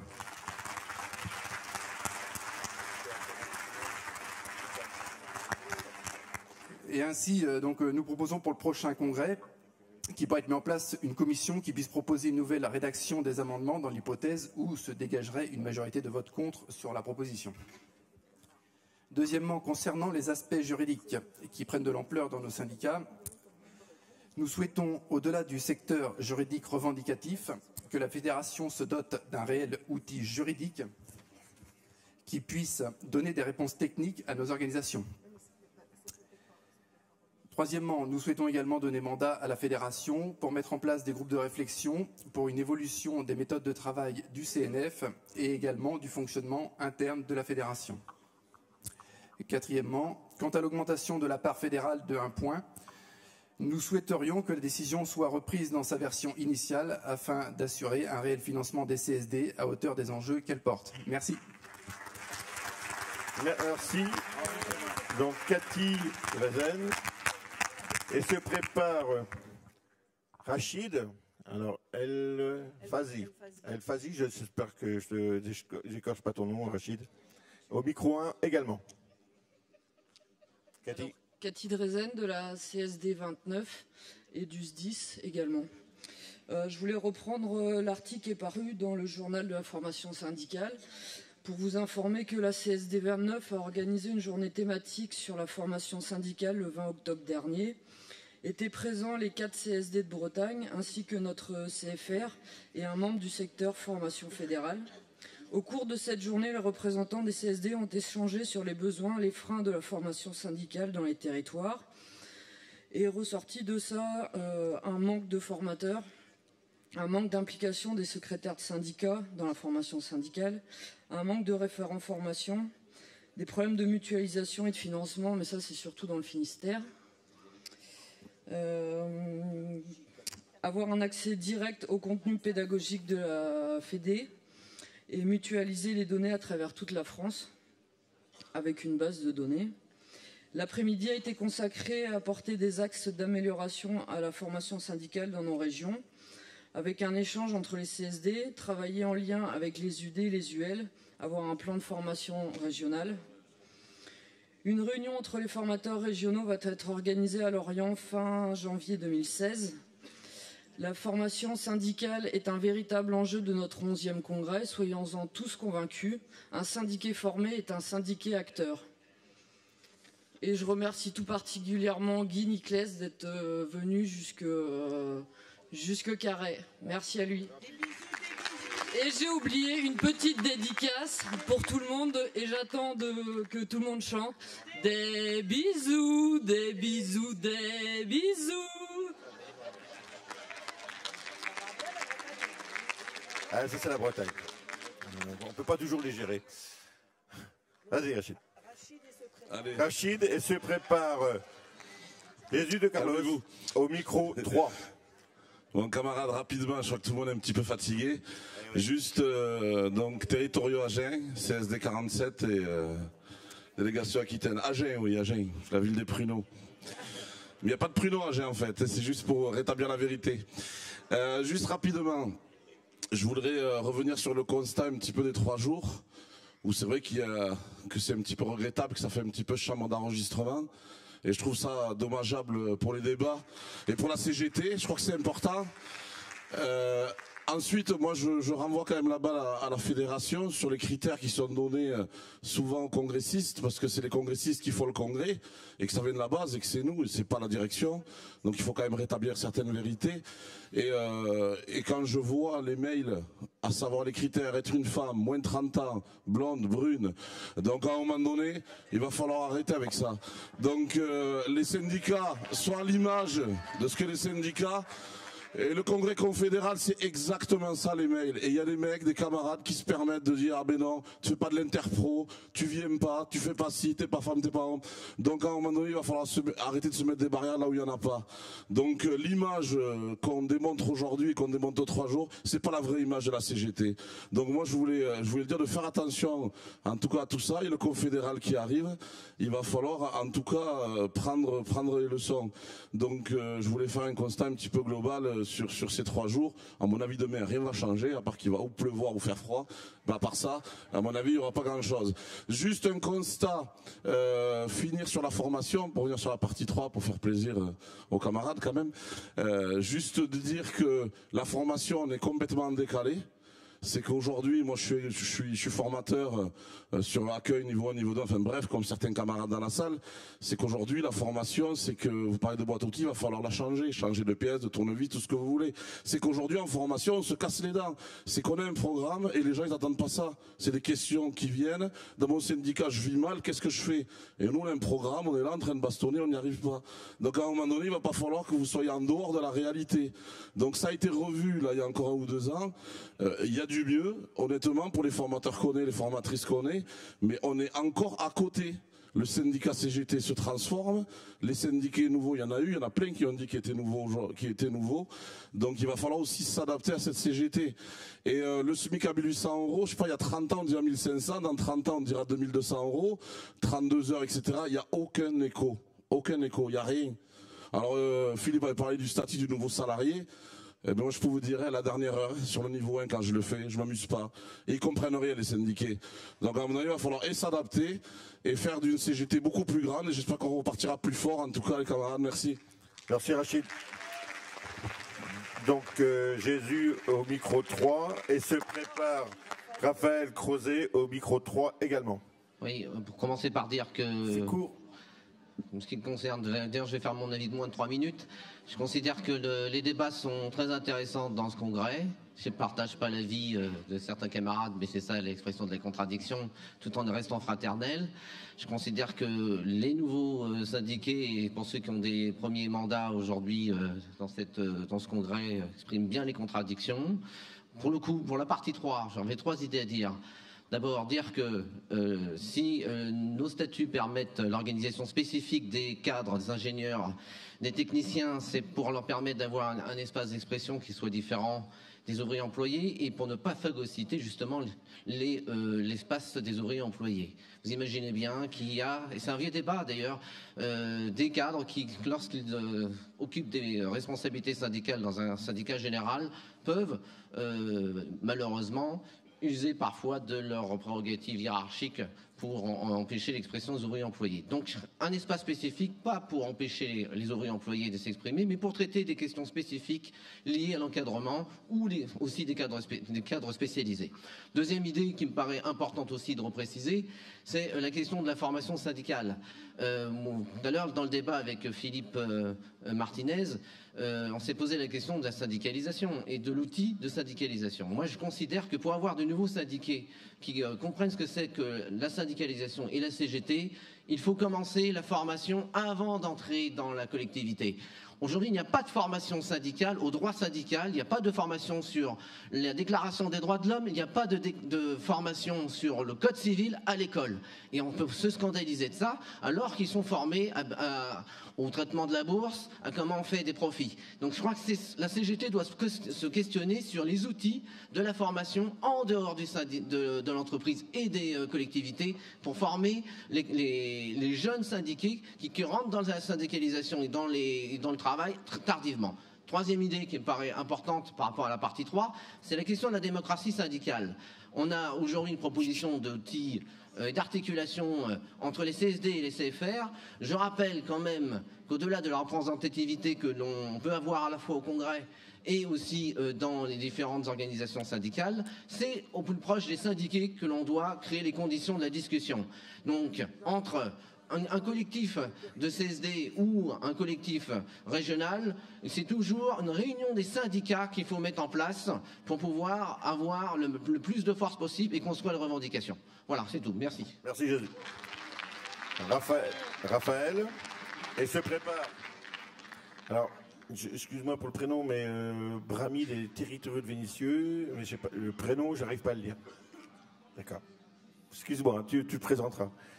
Bonjour camarades. Ah, Fid, excuse-moi. Oui. D'accord. Bonjour camarades, je me présente, Raphaël Crozet, ex-agent de l'équipement et aujourd'hui, suite à la décentralisation, la RGPP, agent du conseil départemental de la Haute-Garonne. Je voulais intervenir pour dire que le changement que nous avons connu par notre passage de la Fédération équipement à la Fédération des services publics s'est très bien passé. Il s'est très bien passé du fait que notre syndicat d'origine, le syndicat CGT équipement environnement, nous a permis de préparer en amont, avec nos futurs collègues du Conseil général, notre venue et de créer au sein de la CGT du Conseil général une section des agents de la route. Aujourd'hui, des militants CGT, ex-équipement, ont pris des responsabilités au sein des instances CAP, CT, CHSCT.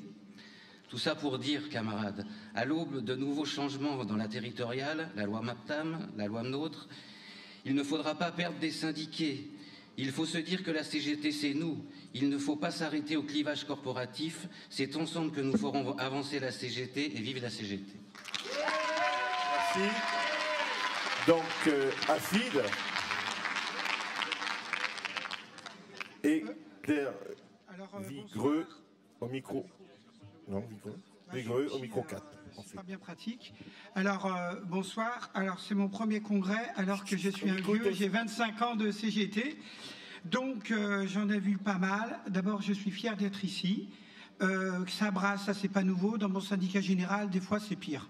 Donc, ça, c'est pas nouveau. Je voulais revenir sur 2 points sur la formation syndicale. La formation syndicale, c'est l'outil qui est indispensable pour tout syndiqué et surtout la formation d'accueil. Nous, à Vénissieux, en 2006, lorsqu'est arrivée une nouvelle équipe, on a axé au niveau de décision du Congrès la formation syndicale qu'on a budgétée. On a fait jusqu'à, je crois, 2014, on a fait plus de 60 syndiqués formés sur les bases de la CGT, une formation d'accueil de 3 jours, dont un après-midi sur du culturel, visite du musée d'art contemporain, histoire de Vénissieux, etc. Donc, les militants mieux armés sont mieux à appréhender en fait les différentes situations. Après, on a envoyé les camarades au niveau 1, au niveau 2, ou aux formations spécifiques, CHSCT, etc., instances paritaires, où on travaille bien avec la CSD du Rhône. Ça, je tiens à les remercier parce qu'ils ont des moyens qui ne sont pas évidents. Ils doivent, intervenir dans un parcours extrêmement large avec des problèmes pas possibles, dont la financiarisation qui est extrêmement complexe. Donc, déjà, je voulais les remercier et remercier tous les copains qui s'engagent au niveau de la CGT dans la formation, parce que c'est pas évident. Déjà, je crois aussi que de temps en temps, on se valorise et qu'on dise qu'on fait du bon boulot, malgré les aléas et les coups qu'on ramasse.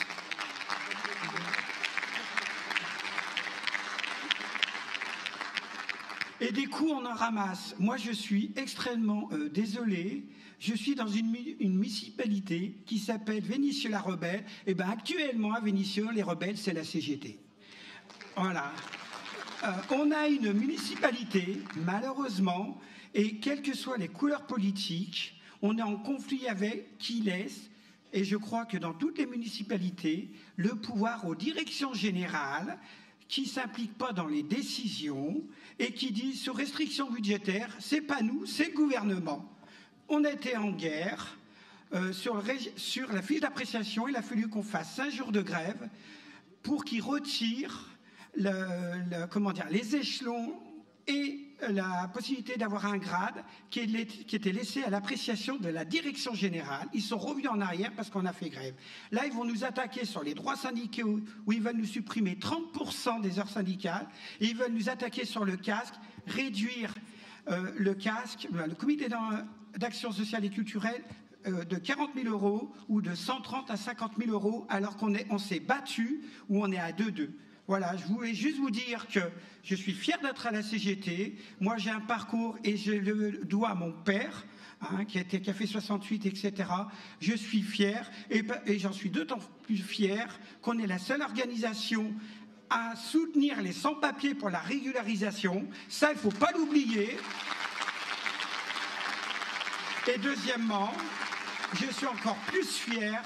On se bat, on est peut-être les seuls, peut-être en France, où il y a une structure pour la reconnaissance des gays, trans et lesbiennes. Là, je le dis personnellement et ça me tient à cœur. On est une organisation révolutionnaire, en avance, et il ne faut pas qu'on l'oublie. On a tendance à l'oublier alors qu'on a un savoir-faire qu'on ne sait pas utiliser. Merci, Afid. Donc, dernière intervention, Claire, au micro 4. Au 3. Bon, alors j'ai pris le 3 parce que pour le copain quand même, sympa. c'est plus sympa. Merci. Donc moi je vais intervenir sur la décision 19, sur les UFICT. Alors, oui. Alors j'interviens pour les territoriaux, donc je m'appelle Claire, de Vitry-sur-Seine. J'interviens pour les territoriaux de Vitry-sur-Seine, l'UGICT. On s'interroge en fait sur la décision d'une large consultation des syndicats dans lesquels se trouvent les syndiqués ICTAM, affiliés ou non à l'UFICT, et concernant la structuration de la syndicalisation des cadres. On s'interroge parce que le projet de document d'orientation rappelle déjà que les ICTAM représentent 53% du salariat, dans les 3 fonctions publiques confondues, et que la part des ICTAM ne fait qu'augmenter. Le même projet fait déjà mention de 3 possibilités d'organisation. Section, syndicat. Par le biais d'une consultation qui est proposée, on estime qu'il y a une remise en cause de l'existence d'un syndicat pour les ICTAM. Et pour nous, ça pourrait entraîner du coup une syndicalisation par défaut, au syndicat général ou employé-ouvrier, voire une non-syndicalisation du tout. Les ICTAM sont au cœur de l'organisation des services et de la mise en œuvre des moyens humains. On a un métier spécifique dans lequel on est sollicité pour l'aide à la décision des élus locaux et à la mise en place de cette politique locale. De ce fait, les ICTAM ont des attentes et des revendications particulières, encadrement des horaires de travail, droit à la déconnexion, prévention du burn-out, luttes qui ne sont pas déconnectées d'élus de la CGT et qui ont une pertinence par rapport aux collègues qui nous rejoignent. Les territoriaux du syndicat UGIC de Vitry ne sont pas du coup très favorables à cette concertation, sachant que sur le terrain, chacun s'organise déjà librement dans l'encadrement de la charte, qui existe aussi, et avec les réalités locales. Et c'est pour cette raison, effectivement, qu'on souhaite que cette liberté puisse être continuée dans le respect de la charte et dans le cadre de la CGT à laquelle nous adhérons tous. Merci Claire. Donc le résultat des votes, il est prévu demain matin de vous les donner. Il nous reste encore quelques petites choses quand même. Il y a l'élection des présidences pour demain. Et une autre aussi, le rappel des obligations. Demain matin, vous travaillez en atelier et les délégations doivent se diviser en 2 parties. Et donc, revoyez bien vos délégations, discutez bien, même si c'est des nombres impairs, ben, vous voyez, c'est pas grave ça. Vous débrouillez, mais au moitié. Voilà. Je sais qu'il y a un débat ici, dans l'amphi, ici, et l'autre dans l'amphithéâtre intermédiaire. Ne me demandez pas où il est, je ne sais pas. On ne l'a pas dit. Voilà. Sinon, donc, on arrive à la présidence pour demain matin et demain après-midi, donc l'élection. Donc, est proposé à l'élection de la présidence pour la 6e séance, présidente Laurence Bordron-Wolf, assesseur Natacha Paumé et Rachel Contou. Donc, qui est contre? Qui s'abstient et qui est pour? Merci pour eux. Et l'après-midi est proposé en présidente Valérie Paulet, assesseur Christelle Domain et Éric Ours. À qui? Donc qui est pour? Très bien. Et à qui je dois remercier d'être intervenu sur les 3 minutes, voire 3 minutes 15, qui habituellement, je connais Éric, qui avait prévu plus de 5 minutes. Donc je le remercie, Éric. Et qui s'abstient? Et qui est contre? Merci. Merci Isabelle de m'avoir rappelé. Donc, donc là, la continuité, il y a un débat sur les échanges internationaux et les accords de coopération et signature d'une charte de coopération dans cet amphithéâtre ici présent, ce que je vous rappelle de ce que j'ai dit tout à l'heure. Sinon, alors demain midi, rencontre au CHSCT. Si vous n'êtes pas inscrit, inscrivez-vous encore à l'accueil, si c'est possible maintenant. Et à la pause demain, vous avez un marché de produits du terroir Poitevin à 10h30 dans le hall d'accueil. Donc maintenant, nous passons au débat sur les échanges internationaux et les accords de coopération et signature d'une charte. Donc j'invite, et aussi demain matin, 8h30, avec le journal télévisé pour commencer nos travaux. Donc j'appelle maintenant Didier Louvet et à venir voilà, sur le débat. Et David Boy, excuse-moi David d'avoir écorché ton nom.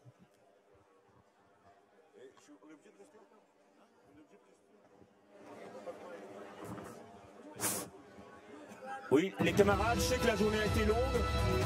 Il reste encore une demi-heure. Une demi-heure de débat avec un moment quand même intéressant, signature de charte avec les camarades et Dom-Tom. Et on a accueilli pour ce débat le secrétaire général adjoint de l'Internationale des services publics, David Boy. Donc si vous avez encore un peu de patience, un peu de courage, ce serait quand même intéressant que vous participiez à ce débat. Merci beaucoup.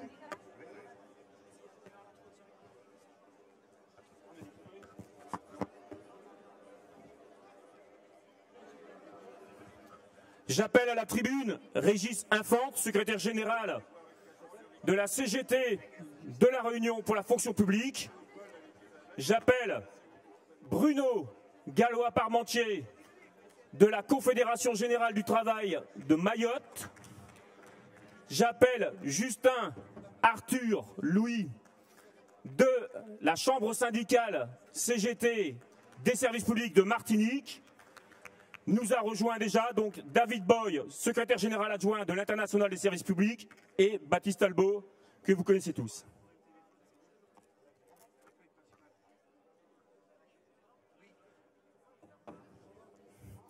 Alors bonsoir les camarades, merci d'être présents, de rester.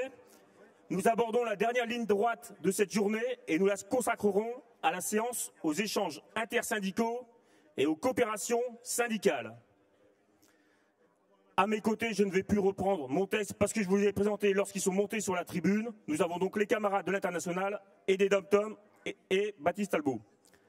Ce court débat se clôturera par la signature officielle d'une convention entre notre fédération et la fonction publique territoriale de la Réunion, ainsi qu'avec la Confédération générale du travail de Mayotte. Nous excusons nos camarades britanniques d'Unison et belges de la FGTB-CGSP qui n'ont pu nous rejoindre, mais souhaitaient s'associer à ce débat. Nous excusons également notre camarade tunisien, qui devait être également à cette tribune,